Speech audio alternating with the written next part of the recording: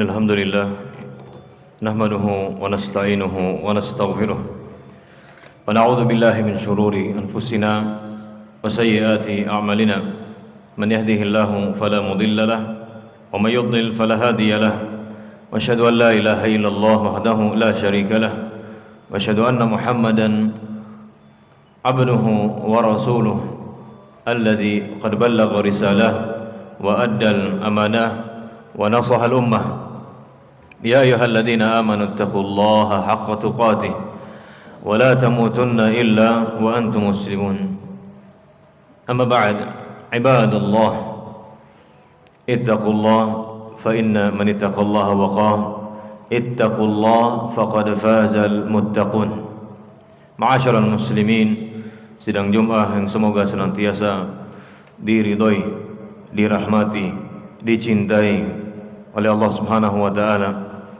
Tentu kita awali khutbah kita dengan menyanjung Allah, dengan menghadirkan rasa syukur di dalam hati kita kehadirat Allah Subhanahu wa taala.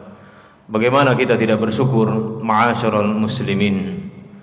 Allah Subhanahu wa taala pada saat ini memudahkan kita untuk mengamalkan ibadah yang agung sekali, ibadah yang besar, ibadah yang mulia, ibadah yang jika dilakukan oleh seorang hamba Allah Subhanahu wa taala angkat derajatnya. Ibadah yang tidak diberikan atau nikmat ini berupa ibadah ini yang tidak Allah berikan kepada kebanyakan orang. Kita bersyukur kepada Allah, dan di samping kita bersyukur, kita berharap kepada Allah semoga Allah istiqomahkan, semoga Allah Subhanahu wa taala jadikan ini titik awal bagi yang belum mendapatkan hidayah. Semoga ini menjadi titik awal perubahan di waktu-waktu setelahnya, dan semoga jadi sebab istiqomahnya orang-orang yang telah istiqomah. Amin ya rabbal alamin. Salawat serta salam semoga tercurah limpahkan kepada baginda Nabi yang mulia, Nabi besar Muhammad sallallahu alaihi wasallam. Tidak lupa semoga tercurah limpahkan pula kepada keluarga beliau yang beriman dan kepada sahabat-sahabat beliau al-kiram dan seluruh umat beliau tanpa terkecuali. Ma'asyiral muslimin rahimani wa rahimakumullah. Suatu ketika Nabi kita yang mulia Nabi Muhammad sallallahu alaihi wasallam melihat ada seseorang mengenakan cincin dari kuningan. Lalu Nabi bertanya, "Mahada?" Apa ini? Kemudian sahabat tersebut mengatakan, "Ya Rasulullah, minal wahina." Ya Rasulullah, cincin ini supaya saya terjaga dari penyakit. Cincin ini supaya saya pakai cincin ini supaya saya terjaga, terhindar dari penyakit. Bagaimana sikap Rasulullah ketika ada sahabat meyakini sebuah cincin menghindarkan orang tersebut atau sahabatnya dari penyakit, keyakinan tersebut? Bagaimana sikap Rasulullah? Apa kata Rasulullah? Inzi'ha, lepas, kata Nabi SAW, lepas. Fa innaha, karena apabila idza mitta, apabila engkau meninggal dunia dan cincin tersebut masih ada pada dirimu, ma aflahta abada, kamu tidak akan pernah beruntung selama-lamanya. Ma'asyiral muslimin rahimani wa rahimakumullah. Akhirnya sahabat tersebut pun membuang cincin yang dia pakai, dibuang karena perintah dari Rasulullah sallallahu alaihi wasallam. Hadirin yang dimuliakan oleh Allah, hadis ini bukan melarang seseorang mengenakan cincin, bukan melarang seseorang memiliki cincin, bukan. Tapi hadis ini melarang keras seseorang memiliki keyakinan cincinnya atau kalungnya atau ikat pinggangnya atau apapun, keyakinan bahwa benda-benda tersebut bisa menyelamatkan dia, bisa melancarkan rezeki dia, bisa menghindarkan dia dari insiden dan seterusnya atau dan semacamnya. Hadis ini menunjukkan demikian. Oleh karena itu Nabi SAW marah ketika sahabat tersebut mengatakan, ini bisa menyelamatkan saya ya Rasulullah dari penyakit. Dan subhanallah, ma'asyiral muslimin rahimani wa rahimakumullah, perbuatan ini, keyakinan ini menyebar di masyarakat kita. Betapa banyak orang ingin merantau, minta bekal dulu kepada simbahnya, kepada orang-orang yang menurut dia orang pintar. Mohon bekali saya mau merantau supaya saya terhindar dari malapetaka, supaya saya terhindar dari orang-orang buruk. Bekali saya, entah itu batu kah, ikat pinggang kah, kalung kah, atau apapun, berapapun maharnya, saya akan bayar. Akhirnya orang yang dianggap pintar alias bodoh itu pun memberikan yang menurut dia adalah bekal. Setelah itu apa? Setelah itu akhirnya dia pun menggantungkan dirinya, menggantungkan keselamatannya kepada benda tersebut. Bukan lagi bergantung kepada Allah, bukan lagi meminta keselamatannya kepada Allah Subhanahu wa taala. Bukan lagi Allah yang menjadi satu-satunya zat yang menyelamatkan dia. Dia sekarang memiliki selain Allah untuk dimintai keselamatan. Dan inilah sebabnya ma'asyiral muslimin, Nabi sangat murka. Karena memang Nabi SAW diutus oleh Allah untuk menghancurkan keyakinan-keyakinan yang semacam ini. Nabi diutus oleh Allah untuk memerangi keyakinan-keyakinan yang semacam ini, karena Allah tidak mau ada selain Allah yang diyakini bisa menyelamatkan, yang diyakini bisa mendatangkan rezeki dan semacamnya. Allah tidak mau, karena Allah mengatakan qul huwallahu ahad. Katakanlah Allah itu ahad. Katakanlah Allah itu ahad. Ahad maksudnya satu-satunya zat yang berhak disembah. Oleh karena itu juga Allah katakan iyyaka na'budu wa iyyaka nasta'in. Kami beribadah hanya kepada Engkau ya Allah, dan kami hanya meminta pertolongan kepada Engkau ya Allah. Dan karena itu kita mengatakan la ilaha illallah, tidak ada sembahan, tidak ada Tuhan yang benar kecuali Allah Subhanahu wa taala. Oleh karena itu ma'asyiral muslimin, siapapun di antara kita yang masih memiliki keyakinan yang semacam ini, hancurkan. Jangan pernah lagi menggantungkan diri kita, menggantungkan keselamatan kita, menggantungkan kelancaran rizki kita dari benda-benda yang menjijikan ini. Menjijikan kita katakan. Kenapa kita katakan menjijikan? Karena keyakinan ini atau sebab benda-benda yang semacam ini, seseorang bisa dilemparkan ke dalam neraka jahanam. Waliyadzubillah. Kita semua paham, dan kita semua telah tahu bagaimana ancaman Allah bagi orang-orang yang memiliki keyakinan-keyakinan semacam ini. Allah Subhanahu wa taala tidak akan mengampuninya jika dia meninggal dunia dalam keadaan demikian.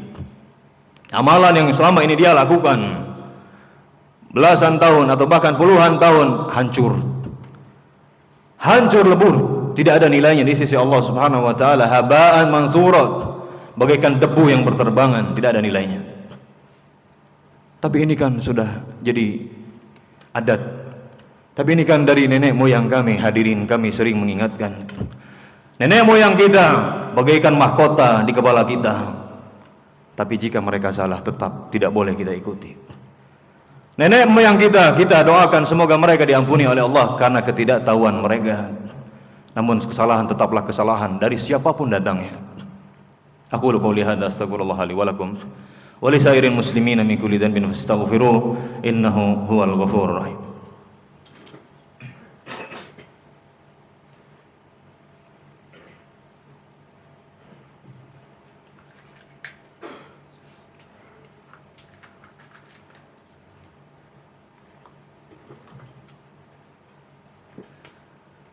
Alhamdulillah wa syukrulillah wa salatu wassalamu ala rasulillah Muhammad ibn Abdullah wa ala alihi wa sahbihi wa mawalah wa man iktafa bihudah ila yaumil qiyamah.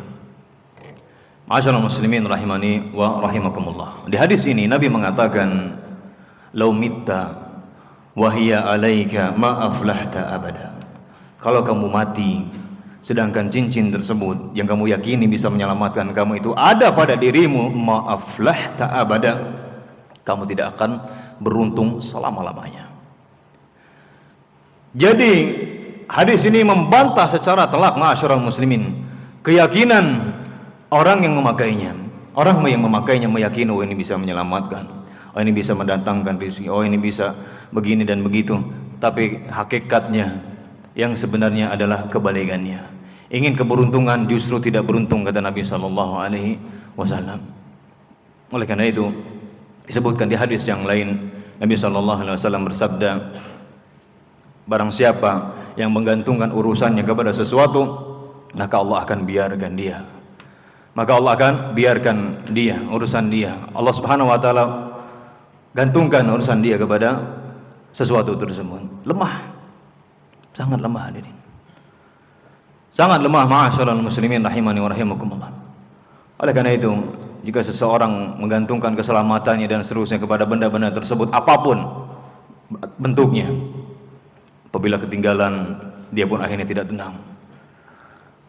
Wah, ini celaka, barang saya bawa, waduh ini bagaimana, dan seterusnya. Berbeda dengan orang yang betul-betul menjadi hamba Allah. Tawakal Allah, saya bertawakal kepada Allah. Apapun yang terjadi, kalau memang itu Allah tetapkan untuk saya, pasti terjadi. Dan jika tidak Allah tetapkan untuk saya, mau bagaimanapun, tidak akan pernah terjadi. Itu jadi hamba Allah Subhanahu wa taala, tenang, dia bergantung kepada Allah sebagai Rabbnya. Kalaupun terjadi sesuatu, maka pasti itu ada hikmahnya. Plus juga itu tanda sebagai Allah, itu tanda bahwa Allah mencintai dia, karena disebutkan di dalam hadis, innallaha idza habba qauman ibtalahum. Allah jika cinta kepada seorang hamba, Allah akan uji dia. Dan Allah akan menghapus dosa-dosa orang yang memang diuji oleh Allah Subhanahu wa taala. Maka ma'asyiral muslimin, sekali lagi tinggalkan yang semacam ini. Bergantunglah kepada Allah. Bergantunglah kepada zat yang memang berhak untuk kita bergantung kepadanya. Oleh karena itu Allah mengatakan, qul huwallahu ahad, Allahus samad. Makna Allahus samad, kata para ulama tafsir, diantaranya adalah Allah tempat atau zat di mana seluruh makhluknya bergantung. Seluruh makhluknya bergantung. Jadi bukan kepada benda-benda yang semacam tadi. Hati-hati ma'asyiral muslimin, justru benda-benda tersebut sebagaimana kata Nabi akan membawa malapetaka dalam kehidupan kita, membuat kita tidak tenang, membuat urusan menjadi berantakan dan semacamnya. Karena memang demikian balasannya atau hukumannya. Allah justru kebalikan. Allah jadikan kebalikan dari keinginannya atau niatnya. Inginnya bahagia, inginnya beruntung, tapi Allah kebalikan. Semoga Allah Subhanahu wa taala memberikan hidayah kepada kita semua untuk meninggalkan barang-barang racun ini, sehingga kita pun nanti bisa selamat dari siksaan, dari azab yang disediakan untuk orang-orang yang memiliki keyakinan ini. Allahumma salli ala Muhammad wa ala ali Muhammad kama sallaita ala Ibrahim wa ala ali Ibrahim innaka Hamidum Majid. Allahumma barik ala Muhammad wa ala ali Muhammad kama barakta ala Ibrahim wa ala ali Ibrahim innaka Hamidum Majid. Walhamdulillahi rabbil alamin. Allahumma ighfir lil mu'minina wal mu'minat wal muslimina wal muslimat al ahya'i minhum wal amwat innaka sami'un qaribun mujibud da'wat ya qadiyal hajat. ربنا إنا نسألك الهدى والتقى والعفاف والغنى اللهم أرنا الحق حقا وارزقنا اتباعه وأرنا الباطل باطلا وارزقنا اجتنابه اللهم اجعلنا هداة مهتدين غير ضالين ولا مضلين اللهم إنا نسألك التوفيق والسداد في كل الأمور اللهم إنا نسألك قلوبا صافية اللهم طهر قلوبنا وأحسن فروجنا واغفر ذنوبنا.